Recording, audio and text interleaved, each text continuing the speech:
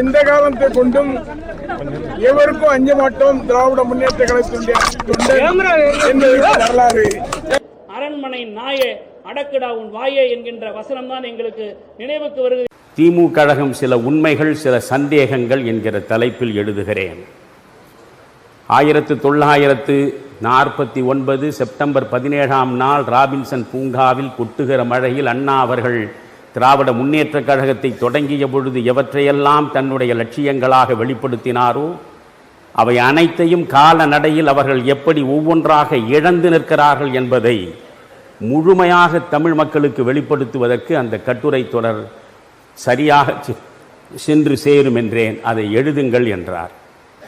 நான் தொடங்கினேன்.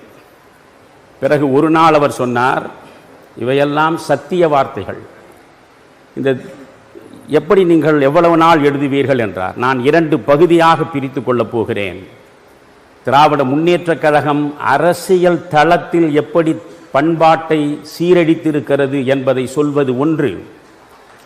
பொதுவாக தமிழர்களிடம் ஒரு தவறான கற்பிதம் இருக்கிறது, தமிழை வளர்த்தவர்களே திராவிட முன்னேற்ற கழகத்தவர்கள்தான் என்பது போல தமிழை அழித்தவர்கள்தான் திராவிட முன்னேற்ற கழகத்தை சார்ந்தவர்கள்.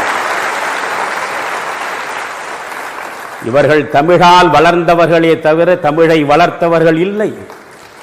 எந்த மேடையிலும் இன்று வரை நான் அவர்களை சந்தித்து பேசுவதற்கு தயாராக இருக்கிறேன். நான் சொன்னேன், திராவிட இயக்கங்கள் நச்சு இலக்கியங்களைத்தான் தமிழகத்திற்கு தந்திருக்கிறதே தவிர நல்ல இலக்கியங்களை ஒருபோதும் தந்ததில்லை என்றேன். என்னை இப்படி அடிவேரையே வெட்டுகிறீர்கள்?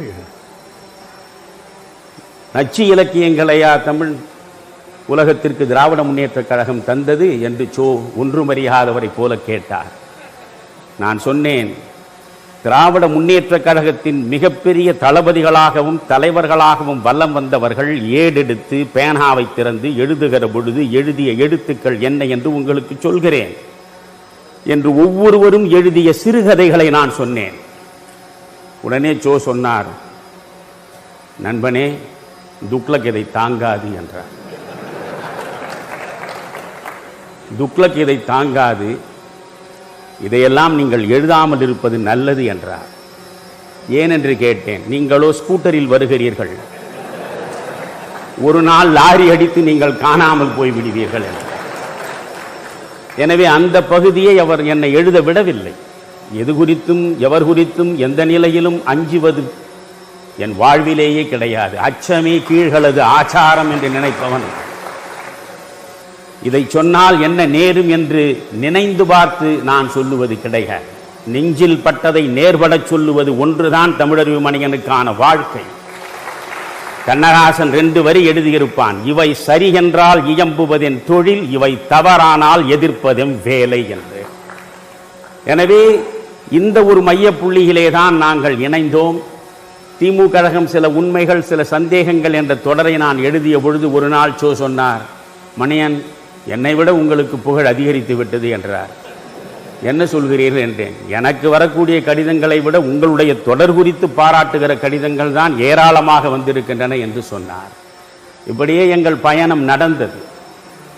நான் ஸ்தாபன காங்கிரசிலே இருந்து ஒவ்வொரு கட்டத்திலும் ஜனதா கட்சியாக மாறி ஜனதா கட்சி திராவிட முன்னேற்ற கழகத்தோடு கூட்டணி வைக்கிற பொழுது எப்பொழுதெல்லாம் திராவிட முன்னேற்ற கழகத்தோடு கூட்டணி வைக்கிறார்களோ அப்பொழுதெல்லாம் கலகக்காரனாகவே கொடிபிடித்தவன் நான்.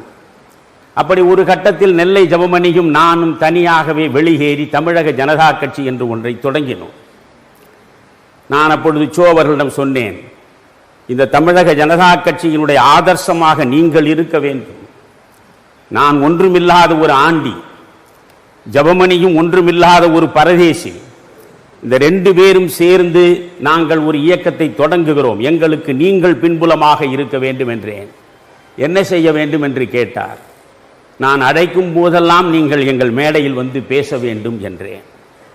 முதலில் மயிலாப்பூர் மாங்கொல்லையில் நாங்கள் நடத்திய பிரம்மாண்டமான கூட்டம் உங்கள் பல பேருக்கு தெரியாது. 1971 பொது தேர்தலின் பொழுது பல தலைவர்கள் பேசுவார்கள், பல தலைவர்கள் அகில இந்திய தலைவர்கள், இவர்களெல்லாம் பேசுகிற கூட்டங்களுக்கு கூடுகிற கூட்டத்தை விட ஒரு சின்ன சுவரொட்டி துக்ளக் சோ பேசுகிறார், அவ்வளவுதான் இருக்கும். கடற்கரையில் கடல் அலைகளை விட அதிகமான மக்கள் தலைகளை பார்த்தது சோ அன்றைக்கு பேசிய கூட்டங்கள். அப்படி தனி ஒருவராகவே அவர் பேசுகிற பொழுது சோ என்ன சொல்கிறார் என்பதை கேட்பதற்காக கட்சிகளை கடந்து அத்தனை மக்களும் வந்து காது கொடுத்து கேட்டார்கள். எனவே மயிலாப்பூர் மாங்கொல்லையில் நாங்கள் இந்த நிகழ்ச்சியை நடத்தினோம். பிரம்மாண்டமான கூட்டம் அற்புதமாக எங்களை முன்னிலைப்படுத்தி இந்த வேள்வி வெற்றி பெற வேண்டும் என்று ஆசீர்வதித்தார். பிறகு பனகல் பார்க் அருகே தியாகராய நகரில் 2வது கூட்டம் போட்டோம். அந்த கூட்டமும் மகத்தான மக்கள் கூட்டமாக இருந்தது. சோ சிறப்பாக பேசினார். 3வதாக மதுரையில் ஒரு கூட்டத்தை நாங்கள் நடத்தினோம். அந்த 4 பக்கமும் செல்லுகிற எந்த சாலையாக நீங்கள் திரும்பி பார்த்தாலும் மக்கள் வெள்ளம்தான். அந்த கூட்டத்தில் சோ அவர்கள் பேசத் தொடங்கிய பொழுது சில பேர் ஆசிட் பாட்டிலை எடுத்து வீசினார்கள். அந்த நேரத்தில் அவரை சுற்றி சூழ்ந்து காப்பாற்றுவதற்காக நானும் என்னுடைய நண்பர்களும் சேர்ந்திருந்த பொழுது எங்கள் சட்டை முழுவதும் எரிந்து போனது. அதில் அவர் காப்பாற்றப்பட்டார். காலையில் மீனாட்சி அம்மன் கோவிலுக்கு செல்ல வேண்டும் என்று அவர் சொன்னார். மீனாட்சி அம்மன் கோவிலுக்கு அவரும் நானும் அவருடைய நண்பரும் சென்றோம். சனீஸ்வரன் விக்கிரகத்தை, அங்கே நவகிரகங்கள் இருந்த இடத்தை அவர் சுற்றி வருவதற்கு முன்பு அகல் விளக்கை ஏற்றி அதை வைக்க போனார். அது கொஞ்சம் தவறி விழுந்து அவர் கையை சுட்டு விட்டது. அப்பொழுதே ஒரு தீச்சகுனம் என்பது போல் அவர் நினைத்தார். அதே போன்று அங்கே ஆசிட் அவர் மீது அடிக்கப்பட்டு அதிலிருந்து அவர் காப்பாற்றப்பட்டார். அதற்கு பிறகு சோவை அலுவலகத்திலே போய் சந்தித்தேன். சோ சொன்னார், இவ்வளவு பெரிய கூட்டங்களை எல்லாம் போடுகிறீர்களே, உங்களுக்கு எப்படி பணம் வருகிறது? எந்த நிலையிலும் நீங்கள் பதவிக்கு வரப்போவதில்லை. ஒரு நாளும் நீங்கள் அதிகாரத்தில் அமரப்போவதில்லை. உங்களையும் நம்பி ஒரு கூட்டம் வருகிறது. நீங்களும் தொடர்ந்து கூட்டங்களை போட்டு என்னை அழைக்கிறீர்கள். எப்படி பணம் வருகிறது என்றார். நான் சொன்னேன், ஒன்றுமில்லை, என் மீது அன்பு வைத்திருக்கக்கூடிய நண்பர்கள் தரக்கூடிய பணத்தை வைத்துக் கொண்டுதான் இது போன்ற கூட்டங்களை நான் நடத்துகிறேன். ஓஹோ, உங்கள் நட்புக்கு நீங்கள் போடுகிற வரியா அது? அவர் கேட்டார், உங்கள் நட்புக்கு நீங்கள் போடுகிற வரியா? நன்றாக யோசியுங்கள், இனிமேல் இந்த கட்சியை நடத்தாதீர்கள் என்றார்.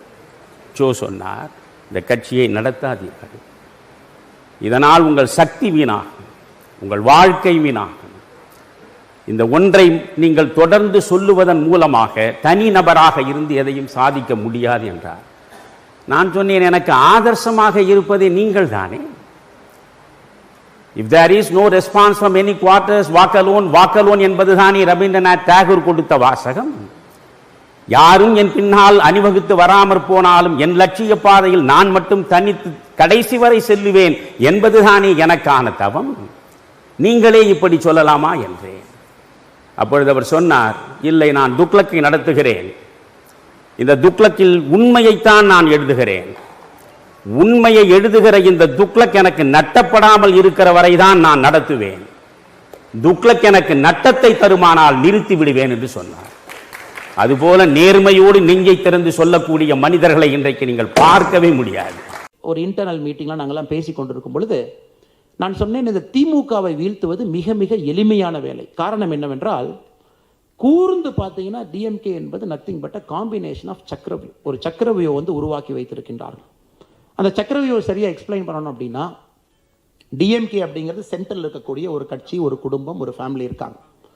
அதனுடைய அவுட்டர் லேயர் என்பது இந்த பொய்யையே தொடர்ந்து சொல்வதற்கு ஒரு பெய்டு ஏஜென்ட் போல. அது சில ஜேர்னலிஸ்டாக இருக்கலாம், சில அமெரிக்காவில் படித்த ஃபிலாசபர்ஸாக இருக்கலாம். தொடர்ந்து எல்லா மேடைகளையும் மேடி இந்த திராவிடியன் ஃபிலாசபி டெவலப்மெண்ட் மாடல்னு சொல்லக்கூடிய ஒரு 250-260 பேர்த்து நீங்கள் ஃபில்டர் பண்ணிடலாம். கரெக்டாக நீங்கள் எடுத்தீங்கன்னா இன்டர்நெட் சர்ச்சை வச்சு மொத்தமாக ஒரு 250 பீப்புள் இருக்காங்க. திரும்ப திரும்ப கிளிப்புள்ளை போல் சொல்லக்கூடிய அவுட்டர் லேயர். அதை அந்த வெங்காயத்தை உரிக்கிற மாதிரி, பெரிய வெங்காயத்தை உரிக்கிற மாதிரி ஒரு லெவல் உரிச்சிட்டு உள்ளே போனீங்க அப்படின்னா, அடுத்த லேயர் போனீங்கன்னா that is called the attack layer. First அவங்களே சொல்கிற அகடமிக் லேயர் உரிச்சிட்டிங்கன்னா உள்ள அட்டாக் லேயர்னு ஒரு லேயரை கட்டியிருக்காங்க. இந்த அட்டாக் லேயர் ரொம்ப இன்ட்ரெஸ்டிங்கான ஒரு லேயர்.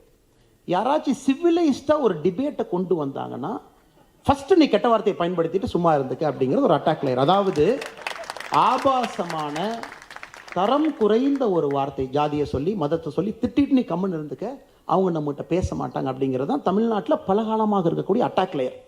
அதாவது இன்டெலெக்சுவலாகவே டிஸ்கஷனை கொண்டு வந்துடாத, ஜாதியை வைத்து மதத்தை வைத்து வன்மத்தை வைத்து பேசுங்க. அட்டாக் லேயர் நீங்கள் பார்க்கலாம். மேடையில் பேசக்கூடிய நிறைய திமுகவினுடைய தலைவர்களாக இருக்கலாம், வாயை திறந்தாவே தரம் கெட்ட வார்த்தைகள் தான் வரும். அதை கேர்ஃபுல்லாக பில்டு பண்ணியிருக்காங்க. ஒரு ஏரியாவிலிருந்து ஒரு தலைவர்களை கொண்டு வந்து அட்டாக் லேயர். இந்த அட்டாக் லேயரையும் பெரிய வெங்காயத்தை உரிக்கிறது போல் உரிச்சு எடுத்துட்டு மறுபடியும் உள்ளே போனீங்கன்னா இன்டெலெக்சுவல் லேயரை உரிச்சாச்சு, அட்டாக் லேயரை உரிச்சாச்சு. அடுத்து உள்ளே போனீங்க அப்படின்னா இந்த குறுநில மன்னர்கள் இருக்கக்கூடிய லேயர். அதாவது 1967 கேர்ஃபுல்லாக அங்கங்கே குறுநில மன்னர்களை வளர்த்து விட்டு இந்த ஏரியா வந்து நேர்ந்து விட்ட மாதிரி நீ பார்த்துக்க, இந்த ஏரியா நீ பார்த்துக்க, யாரும் வராமல் பார்த்துக்க, திருச்சிக்கு ஒருத்தர், கோயம்புத்தூருக்கு ஒருத்தர், விழுப்புரத்துக்கு ஒருத்தர், இந்த மாதிரி குறுநில மன்னர்கள் அமர்ந்திருப்பாங்க. இந்த குறுநில மன்னர்களை பாதுகாப்பது தான் அந்த முதல்ல இருக்கக்கூடிய 2 லேயரினுடைய வேலையை. சோகால்டு இன்டெலெக்சுவல் லேயரோ அட்டாக் அண்ட் அபியூஸ் லேயரோ இந்த குறுநில மன்னர்களை இந்த குறுநில மன்னர்கள் எந்த டிவி டிபேட்லையும் மாட்டிக்கூடாது, எங்கேயுமே வாய் திறந்து அவங்க இக்னோரன்ஸை காட்டிடக்கூடாது, எந்த மைக்கிலையும் பேசி எனக்கு ஒன்றுமே தெரியாதுன்னு சொல்லிடக்கூடாது. இப்போ தமிழகத்தில் இருக்கக்கூடிய பாதி குறுநில மன்னர் அமைச்சர்கள் பார்த்தீங்கன்னா இந்த 3வது லேயராக கிட்டத்தட்ட ஒரு 40 ஆண்டுகளாக ப்ரொடெக்ட் செய்யப்பட்டு கொண்டு வந்திருக்காங்க. ஆனால் இப்போ எதற்காக ஒரு அமைச்சரும் மாட்டிக்கிட்டு முழிக்கிறாங்கன்னு பாருங்க. ஏன்னா இவங்க எல்லாமே ரொம்ப காலமாக பாதுகாக்கப்பட்ட அமைச்சர்கள். அண்ணன் KN நேருவில் ஆரம்பித்து தங்கம் தென்னரசு அவர்கள் வரை பார்த்தீங்கன்னா இப்போ திடீர்னு நேற்று ஒரு பெரிய டிபேட், நீங்கள் தமிழ் தாயில் போட்டீங்க அப்படின்னு. ஆமாங்கன்னா அதுக்கு தான் நாங்கள் ட்ராப் வச்சோம். ஸ்டாலின் அவர்களுக்கு என்ன போடலாம் சொல்லுங்க அப்படின்னு. ஏன்னா இத்தனை காலமாக இவரெல்லாம் பாதுகாக்கப்பட்டவர். இப்போ இந்த சோஷியல் மீடியா வந்து ஒரு right wing ecosystem build ஆகி குறிப்பாக இங்கே இருக்கக்கூடிய தலைவர்கள் எழுத்து மூலமாக நீங்கள் அடிக்க ஆரம்பிச்சோன்னே முதல் 2 லேயர் உரிச்சு எடுத்தாச்சு. இப்போ 3வது லேயர் எக்ஸ்போஸ் ஆகுது. இந்த திராவிட மாயை பார்த்தீங்கன்னா ரொம்ப பியூட்டிஃபுல்லாக இந்த சக்கரவியூ கான்செப்டை சொல்லாமல் சொல்லியிருப்பார். அவங்க எல்லாம் எக்ஸ்போஸ் ஆகிறாங்க. இன்டெலெக்சுவல் பேங்க்ரப்சி, எந்த விஷயத்தையும் எங்கேயும் பேச முடியாத ஒரு சூழ்நிலை. எங்கே போய் ஒரு 4 பேர் ஆங்கிலத்தில் பேசினா கூட திரும்ப பேச முடியாது. இவ்வளோ பேசுகிறாங்க. எந்த ஒரு IAS அதிகாரிகளோ IPS அதிகாரிகளோ நீங்கள் டெல்லி போய் தமிழ்நாட்டுக்கு கொண்டு வாங்கிட்டு வாங்கினா தமிழகத்தில் இருக்கக்கூடிய 90% அமைச்சர்கள் இங்கே நம்ம ஃப்ளைட்டை ஏற்றி விட்டால் ஏறுவாங்களே தவிர சொந்தமாக ஏறக்கூட முடியாத நிலைமையில தான் இருக்காங்க. ஏன்னா ஆங்கிலத்தில் படித்து பேசி ஏறணும். டெல்லியில் போய் இறங்கினதுக்கப்புறம் அஃபீஷியல் கார் வந்து ஏறி போயிடுறாங்க. அங்கேயும் பார்த்தீங்கன்னா ஒரு டிரைவர்கிட்ட ஹிந்தியில் பேசி தம்பி நார்த் பிளாக் இங்கே கூட்டிகிட்டு போப்பான். அதனால் அவங்களுடைய அலுவலகத்தில் இருக்கக்கூடிய அதிகாரிகளை எடுத்து விட்டு நீங்களாக தனியாக டெல்லி சென்று தமிழகத்திற்கு ₹1 வாங்கிட்டு வாங்கன்னா 90% அமைச்சர்கள்னால் முடியாது. 3rd layer. ஒருவேளை அந்த 3rd லேயரை நம்ம உரிச்சு பிதுக்கி எடுத்துட்டு பெரிய வெங்காயம் மாதிரி 4th லேயருக்குள்ளே போனீங்க அப்படின்னா அதற்குள்ள அந்த குடும்பம் ஒளிந்து கொண்டு இருக்கிறது. ஏன்னா அந்த குடும்பத்தை பாதுகாப்பது இந்த குறுநில மன்னர்களுடைய வேலை. குடும்பம் அங்கங்க. இந்த குடும்பம் பார்த்தீங்கன்னா இந்த திராவிடியன் மாயை பிலாசபிக்கு தினமும் கூட ஒரு வாழுகின்ற உதாரணமாக இருக்கின்றார்கள். குறிப்பாக நம்முடைய முன்னாள் முதலமைச்சர் திரு கருணாநிதி அவர்களுடைய குடும்பத்தை எடுத்துக்கிட்டிங்கன்னா, நான் கர்நாடகாவில் இருக்கும் பொழுது அவங்களுடைய ஃபார்ம் ஹவுஸ் ஒரு பக்கம் இருக்கும், ஒரு மகளுடைய ஃபார்ம் ஹவுஸ், ஒரு பெரிய 2 வீலர் ஷோரூம் வந்து பெங்களூரில் பாதி வச்சுருப்பாங்க. இதெல்லாம் காவேரி பிரச்சனை வரும்போது யோசிப்பேன் எப்படி இதை ஹேண்டில் பண்ணுவாங்க அப்படின்னு. இது பேசுகிறதுக்குள்ள 2 பஸ் எரிச்சிடுவாங்க. எரிச்சிட்டாங்கன்னா அப்படியே அந்த பிரச்சனை, அந்த பஸ்ஸை எரிச்சாங்க, வந்தாங்க, சண்டை போட்டாங்க, இந்த பக்கம் 2 தமிழ்காரங்க வீட்டை அடிச்சிட்டாங்க, அந்த பக்கம் அடிச்சிட்டாங்கன்னு சொல்லிட்டு அடுத்த லேயர் போகாமையே ரொம்ப கேர்ஃபுல்லாக மெயின்டைன் பண்ணி கொண்டு கொண்டிருக்கின்றார்கள். அதை பார்த்தீங்கன்னா அவங்களுடைய பிஸ்னஸ் கன்சர்னோ, அவங்க நடத்துகின்ற நிறுவனங்களோ, அவங்களுக்கு வெளியே இருக்கக்கூடிய டைப்போ, இன்டர்நேஷ்னல் லெவலில் இப்போ அவங்க ஆரம்பித்திருக்கக்கூடிய மணி லாண்ட்ரிங்கோ, இதெல்லாமே பார்த்தீங்கன்னா அந்த 4வது லேயராக உள்ளே ஒளிந்து கொண்டு இருக்கக்கூடிய லேயர். அதையும் உரிச்சு எடுத்துட்டீங்க அப்படின்னா உள்ளே வந்து கோபாலபுரம் அமர்ந்திருக்கிறது. அந்த கோபாலபுரத்தை அதாவது அந்த பெரிய வெங்காயத்தை உரிச்சிட்டிங்கன்னா உள்ளே ஒன்றுமே இல்லைங்க. பெரிய வெங்காயத்தை உரிச்சதுக்கப்புறம் உள்ளே இருக்கிற சின்ன வெங்காயத்தை வச்சு எப்படி சாப்பிட முடியும்? வெங்காயத்தினுடைய சுவையே அந்த அனைத்து லேயர் தான். அதுதான் அவர்களுடைய இது. ஆனால் இதை நமக்கு சரியான முறையில் சொல்வதற்கு பல காலகட்டத்தில் நிறைய நண்பர்கள் நமக்கு தேவைப்பட்டிருக்கின்றார்கள். அந்தந்த காலகட்டத்தில் உறக்கமாக சொல்லி இதுதான், இதில் ஒன்றுமே இல்லை, இது ஒரு மாயை, இதை வைத்துக்கொண்டு ஒரு திருவிளையாடல் போல் விளையாண்டு கொண்டிருக்கின்றார்கள். சரியான முறையில் அதை அடிச்சிங்கன்னா அது இருக்காது அப்படின்னு உன்னிப்பாக இதை பார்க்க ஆரம்பித்த பொழுது இது ஒரு குழப்பங்கள் அனைத்தும் நிறைந்திருக்கக்கூடிய ஒரு கூடாரமாக இந்த திராவிடம் பிலாசபி அப்படிங்கிறத வச்சுருக்காங்க. அதுவும் குறிப்பாக நம்முடைய திராவிட கழகத்திலிருந்து திராவிட முன்னேற்ற கழகத்தை ஆரம்பிக்கும் பொழுது அந்த ஏற்பட்ட குழப்பம், இது திராவிட முன்னேற்ற கழகமாக வைப்பதா இல்லை திராவிடியன் முன்னேற்ற கழகமாக வைப்பதா, என்ன சேர்த்துறதா அப்படிங்கிறதே ஒரு பெரிய பிரச்சனை. இந்த புத்தகத்தை பார்த்தீங்கன்னா தமிழில் வந்து நம்முடைய சுப்பையா திராவிட மாயை அப்படின்னு அந்த புத்தகம் இருக்கும். ஆங்கிலத்தில் கொஞ்சம் அதை எக்ஸ்பேண்ட் பண்ணி இன்னுமே அதிக கருத்துக்களை கொண்டு வந்து திராவிடியன் மாயா அப்படின்னு வச்சுருக்காங்க. அந்த எண்ணையும் சேர்த்து இது திராவிட முன்னேற்ற கழகம் கட்சி ஆரம்பிக்கும் பொழுது என்ன சேர்த்தணுமா சேர்த்தக்கூடாது அப்படிங்கிற ஒரு டிபேட் அவங்களுக்கு இருந்துச்சு. ஏன்னா அவங்களுக்கே அப்போ ஒரு பெரிய குழப்பம், அது எப்படி நம்ம முன்னெடுத்து கொண்டு போவது, அரசியல் கட்சியாக மொழியை அடிப்படையாக வைப்பதா, நிலப்பரப்பை அதிகப்படிப்படையாக வைப்பதா, இல்லை பக்கத்து ஸ்டேட்லாம் சேர்த்துக்கலாமா, மெட்ராஸ் பிரசிடென்சி இப்போ இருக்குது, அதில் மாற்று மொழி பேசக்கூடிய மனிதர்கள் இருக்கின்றார்கள், எப்படிங்கிற குழப்பம் 1949 இருந்துச்சு. அதுக்கப்புறம் பார்த்தீங்கன்னா சில குதிரை போக போக அந்த எஜமானுக்கு தகுந்த மாதிரி குதிரை ஓட ஆரம்பிச்சிடும். இந்த குதிரைக்கு என்ன தான் நீங்கள் கடிவாளம் போட்டு கண்ணுக்கு வந்து நீங்கள் கட்டினா கூட அந்த எஜமானை எப்படி விரும்புகிறானோ குதிரை ஓடும். அதே போல் ஆரம்ப காலகட்டத்தில் இந்த 3-4 தலைவர்கள் எப்படி அவர்களுடைய சித்தாந்தத்தை புகுத்த வேண்டும், இதுதான் இந்த நெரேட்டிவ், இது வந்து அரசியல் பண்ணுறக்கு எளிது நினைத்தாங்களோ அதற்கு தகுந்தால் போல் இந்த கட்சியை நடத்தி கொண்டு வந்து விட்டார்கள் 50, 60, 70.